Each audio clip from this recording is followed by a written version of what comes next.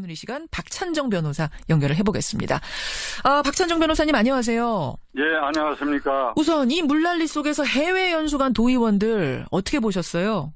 이게 물난리 나는 현장을 보고도 출국했다고 하는데 유권자들의 절망감 아마 깊으라고 생각합니다. 예. 이 선출직 공무원, 예를 들면 크게 국회의원을 비롯해서 지방의원들의 특성 중에 하나는 대단히 좀 말씀드리기가 송구스럽지만은 이 공인의식들이 결여돼 있어요. 이게 이상한 풍토인데. 아니 왜 선출직이 공인의식이 결여됩니까?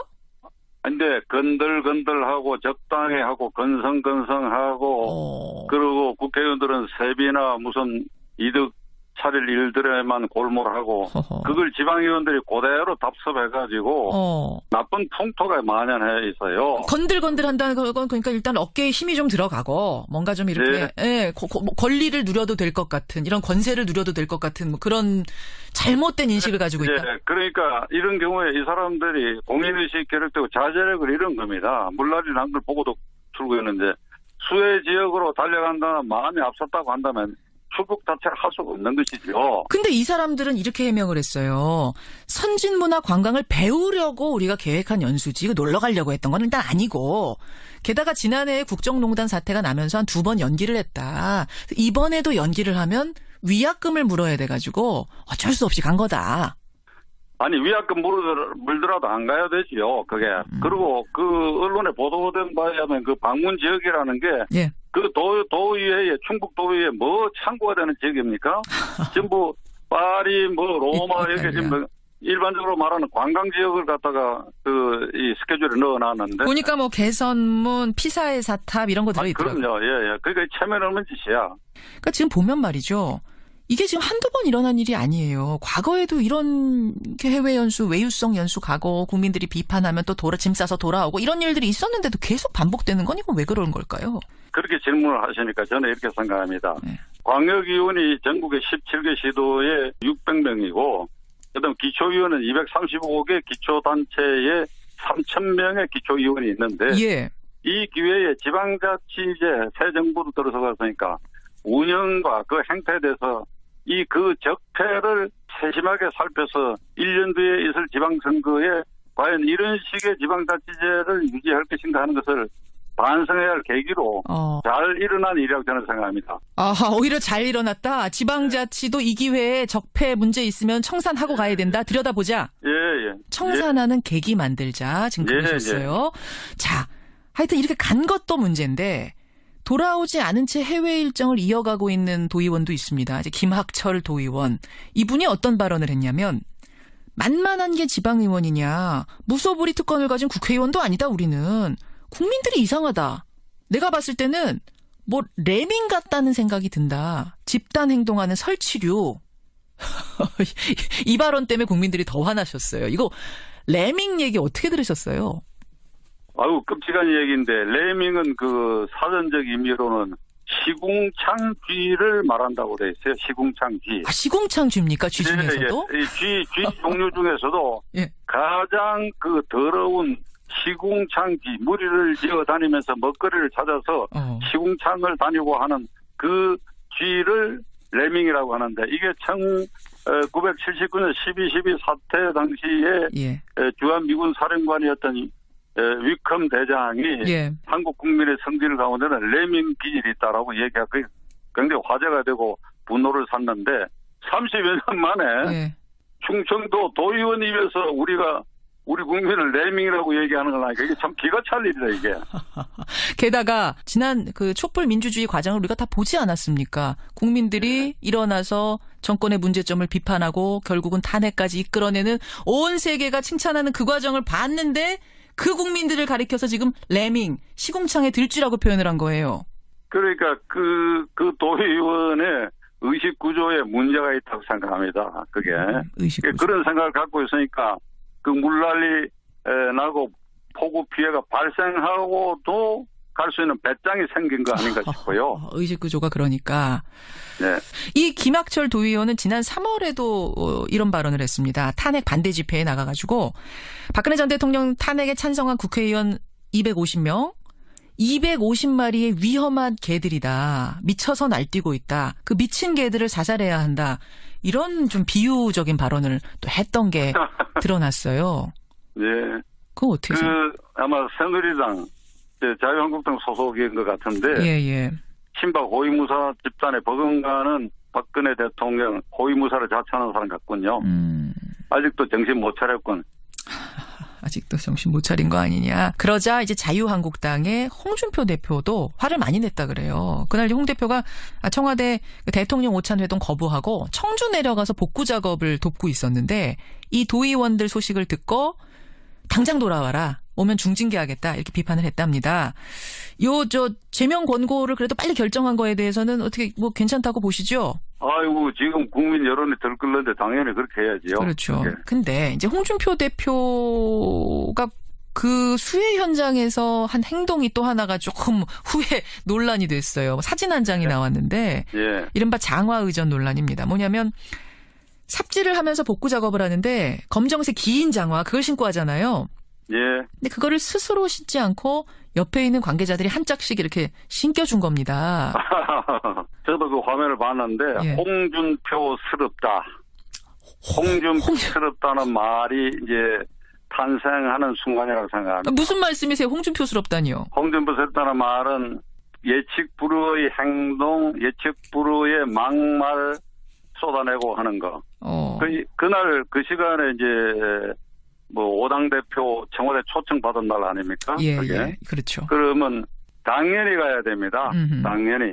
지금 2달 된 문재인 대통령의 지지율이 높은 것은 박근혜 대통령의 불소통에 반사적으로 소통을 광폭적으로 하는 것 때문에 유지되는데 그 소통의 일원으로 초청했는데 거기 안 갔다. 가서 할 말을 해야 돼요. 할 말이 있으면 가서 했었어야 된다. 홍준표 다우려면 가서 책상을 치면서 왜 대통령께서는 한미 FTA를 왜 반대했느냐. 예전에 과거에. 예를 들면 그러고 난 다음에 그리고 수해 현장을 가야죠. 안 가고 가서 말하자면 임금이 신하들 그 도움을 받아가지고 장화 신듯이 하는 그런 모습을 보여요. 그 다음에 가서 무슨 6시간을 하겠다. 6시간을 한나절을 하겠다는 거 아닙니까? 6시간 한다 그랬죠. 저는 절대 6시간 안 할 것이다. 카메라에 사진만 찍고 돌아서 부정했잖아요.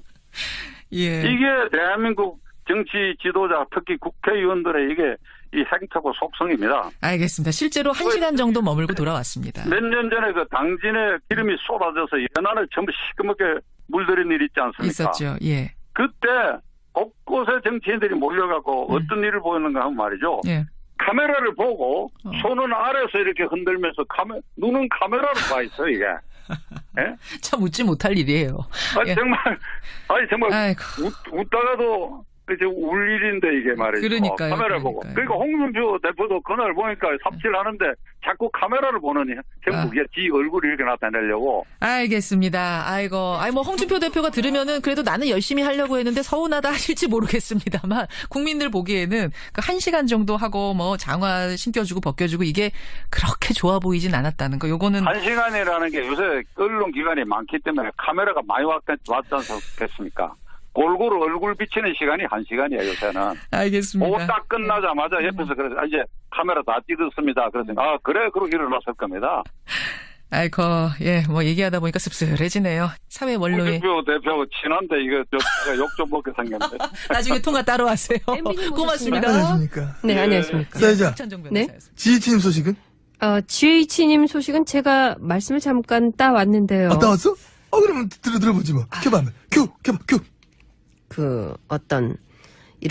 그런 식의 문건들이 이렇게 자꾸 나와가지고 그런 것들이 뭔가 그런 쪽으로 가야 되는데 그렇게 안 가고 자꾸만 이런 식으로 몰아가게 되니까 저는 발가락이 아파서 못 나가고 있는 그런 상황이 아니냐 그런 얘기입니다. 여기까지? 지혜치님 말씀을 이제 잠깐 따왔다? 네네. 좀 다르죠? 소리가? 다르고 또 뭐랑은 또 같고 그러네. 여기서 듣던 톤이랑은 좀 많이 다르다. 네.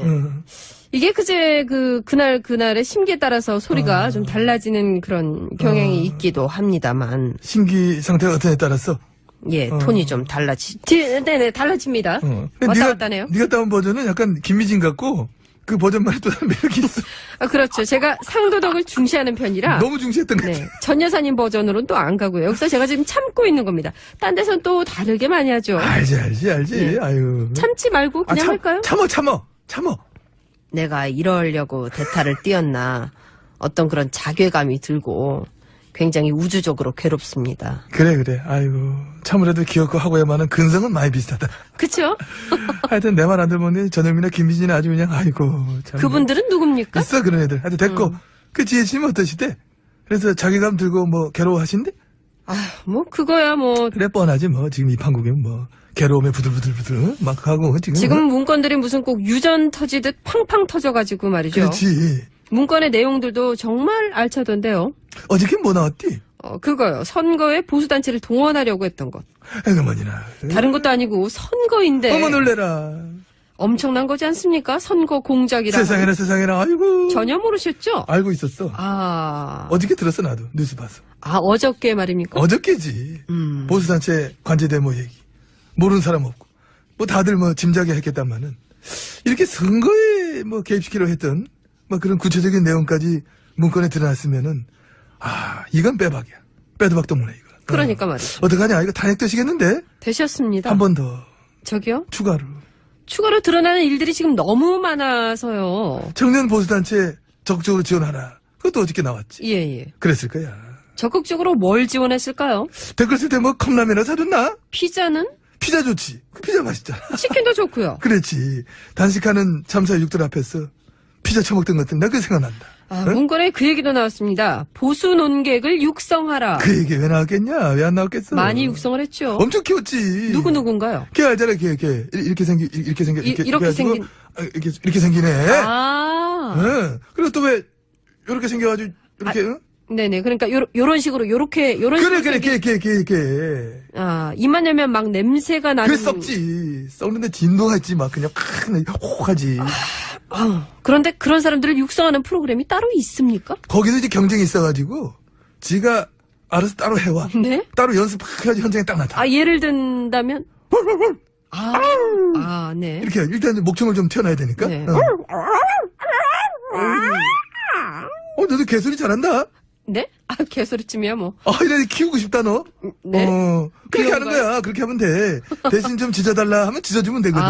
오늘은 같이 한번 짖어보죠. 해볼까? 둘, 셋. 그만. 시끄러. 그만. 시끄럽고 좋지? 그러네요. 정신머리가 없네요. 꼴랑 몇십 초도 이래 시끄러운데. 이거는 9년 들었다 생각해봐. 예. 공해지, 이거는. 네. 여러분은 지금 미디어 악법의 아버지, MB님과 함께하고 계십니다. 고맙습니다. 자, 이제 개소리는 됐고요. 1단계로 목청은 튀어났으니 2단계로 뭘 하면 될까요? 없어. 뭐래? 됐지, 뭐, 그걸로 된 거지. 뭔가 좀 논리적인 공부를 한다든가. 국정농단 부역질에 웬 논리가 필요해. 9년 동안 나라 망치는데 열과성을 다했던 헛소리들한테 논리? 그건 사치다. 알잖아. 그럼 질문 있습니다. 질문? 네. 질문 같은 거 안 봤는데? 예? 그 되게 귀찮은 학생이구만? 귀찮은 MC죠. 그래, 귀찮은 MC군. 질문 뭔데? 해봐, 그럼. 이런 식의 여론 조작, 여론 호도, 민심 왜곡, 심지어 선거 개입까지 되게 적극적으로 민주주의의 근간을 흔드는 일들을 지난 정권이 자행을 해왔다는 건데, 그럼 그때 당시에 집권당이었던 사람들은 이런 거 전혀 몰랐을까요? 무능하잖아.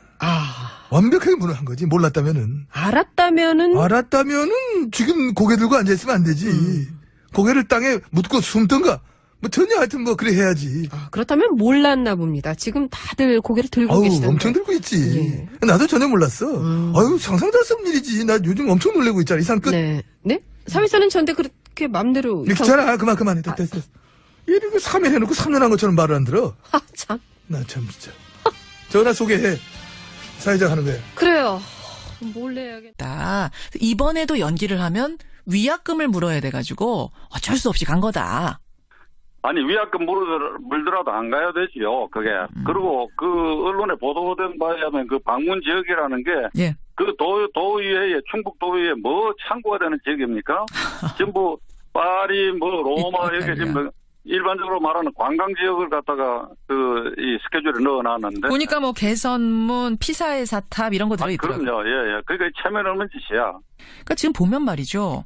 이게 지금 한두 번 일어난 일이 아니에요. 과거에도 이런 해외 연수, 외유성 연수 가고 국민들이 비판하면 또 짐 싸서 돌아오고 이런 일들이 있었는데도 계속 반복되는 건 이건 왜 그런 걸까요?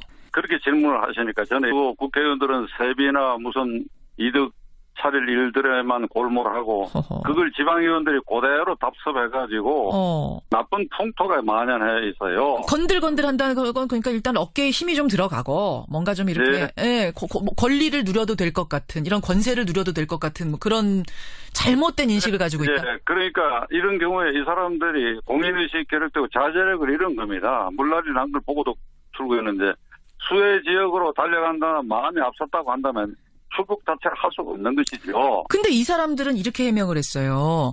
선진문화 관광을 배우려고 우리가 계획한 연수지 놀러 가려고 했던 건 일단 아니고 게다가 지난해에 국정농단 사태가 나면서 한 2번 연기를 했. 오늘 이 시간 박찬정 변호사 연결을 해보겠습니다. 박찬정 변호사님 안녕하세요. 예, 안녕하십니까. 우선 이 물난리 속에서 해외 연수 간 도의원들 어떻게 보셨어요? 이게 물난리 나는 현장을 보고도 출국했다고 하는데 유권자들의 절망감 아마 깊으라고 생각합니다. 예. 이 선출직 공무원, 예를 들면 크게 국회의원을 비롯해서 지방의원들의 특성 중에 하나는 대단히 좀 말씀드리기가 송구스럽지만은 이 공인의식들이 결여돼 있어요. 이게 이상한 풍토인데. 아니 왜 선출직이 공인의식이 결여됩니까? 근데 건들건들하고 적당히 하고 건성건성하고 일정을 이어가고 있는 도의원도 있습니다. 이제 김학철 도의원. 이분이 어떤 발언을 했냐면 만만한 게 지방의원이냐. 무소불위 특권을 가진 국회의원도 아니다 우리는. 국민들이 이상하다. 내가 봤을 때는 뭐 레밍 같다는 생각이 든다. 집단 행동하는 설치류. 이 발언 때문에 국민들이 더 화나셨어요. 이거 레밍 얘기 어떻게 들으셨어요? 아유, 끔찍한 얘기인데, 레밍은 그 사전적 의미로는 시궁창쥐를 말한다고 돼 있어요. 시궁창쥐. 시궁창쥐입니까? 쥐 중에서도? 쥐 종류 중에서도 가장 그 더러운 시궁창쥐, 무리를 지어 다니면서 먹거리를 찾아서 시궁창 이렇게 생각합니다. 광역위원이 전국의 17개 시도에 600명이고, 그다음 기초위원은 235개 기초단체에 3,000명의 기초위원이 있는데 이 기회에 지방자치제 새 정부로 들어서갔으니까 운영과 그 행태에 대해서 그 적폐를 세심하게 살펴서 1년 뒤에 있을 지방선거에 과연 이런 식의 지방자치제를 유지할 것인가 하는 것을 반성해야 할 계기로 잘 일어난 일이라고 저는 생각합니다. 오히려 잘 일어났다. 지방자치도 이 기회에 적폐 문제 있으면 청산하고 가야 된다. 들여다보자. 예. 청산하는 계기 만들자. 지금 그러셨어요. 자, 하여튼 이렇게 간 것도 문제인데 돌아오지 않은 채 해외